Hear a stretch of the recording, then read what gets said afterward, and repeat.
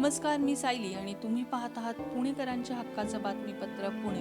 किती धावपळ होती तुमच्या आयुष्यात दादा. बरं, तुमच्यासोबत सगळ्यांना धावायला लावायचे तेही एकदम पट्टीत. आम्ही बातम्या करायचो दादा. पहाटेच अमक्या ठिकाणी पोहोचले, अमक्या अधिकाऱ्याला झापलं, काम पुन्हा करायला सांगितलं.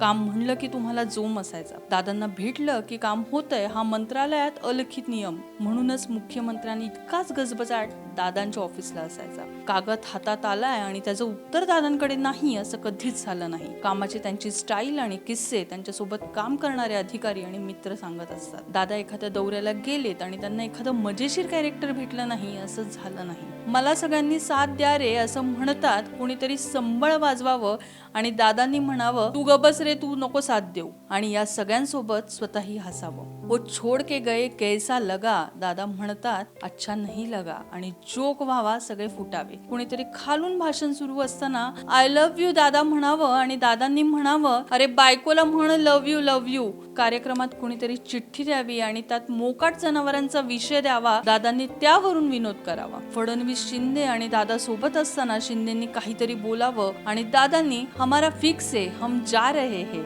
अजून विसरले नाहीत असे पंच टाकावेत. सगळे लोटपोट व्हावेत. कुठेतरी गाडी थांबवावी, मिसळ खावी, चहा घ्यावा, म्हातारा कोताऱ्यांना भेटावं, कामं जाणून घ्यावी, थोडीशी मस्ती करावी. दादांच्या अशा किस्स्यांचाच एखादा खंड होईल. राजकारणात काही तडजोडी झाल्या तरी कुटुंब म्हणून त्यांची आपुलकी कायम राहील. बाहेरच्यांना कुटुंबात जास्त घुसून दिलं नाही. राजकारण वेगळं आणि कुटुंब वेगळं हे तंत्र त्यांनी कसोशीने पाळलं. त्यामुळे फुटीनंतर सुद्धा अनेक जिव्हाळ्याचे क्षण आपण पाहिलेच आहेत. राजकीय भूमिकांमुळे, काही आरोपांमुळे टीकाही झाल्या, मात्र दादांनी त्याला फार किंमत दिली नाही. त्यांचं विजन क्लिअर होतं. तसे ठामपणे त्यांनी निर्णय सुद्धा घेतले होते. त्यांनी वेगवेगळ्या राजकीय भूमिका घेतल्या असल्या तरी समोरच्यांना देखील वेळोवेळी उघडं पाडलं होतं. विजन पाहिजे तर दादांसारखा नेता पाहिजे.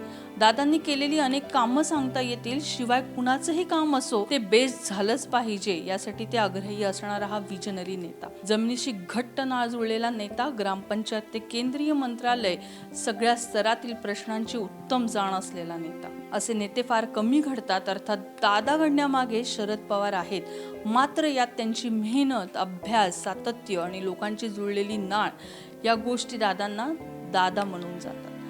दादांची तुलना शरद पवारांशी व्हायची, मात्र त्यांनी स्वतःला तिकडे कधी नेलंच नाही. ते स्वतः भन्नाट होते. दादांच्या बातम्या बघणारे कित्येक लोक भाऊत झालेत. माझ्या डोळ्यात देखील पाणी आलं. मीही ते रोखू शकले नाही. अवघड होऊन बसलंय. पवार फॅमिली आणि दादांवर प्रेम करणारी माणसं यातून कशी सावरतील हा बिकट प्रश्न आहे. धक्के देण्यात दादा माहीर होते, मात्र एवढा मोठा धक्का द्याल असं कधीच वाटलं नव्हतं दादा. आता अर्थसंकल्पीय अधिवेशन येतंय. दादा बजेट मांडताना दिसले असते, काही शेर आले असते, काही टोलेबाजी झाली असती, मजा आली असती. अजात शत्रू नेता गेला. दादांची धावपळ थांबली. महाराष्ट्र सुन्न झालाय.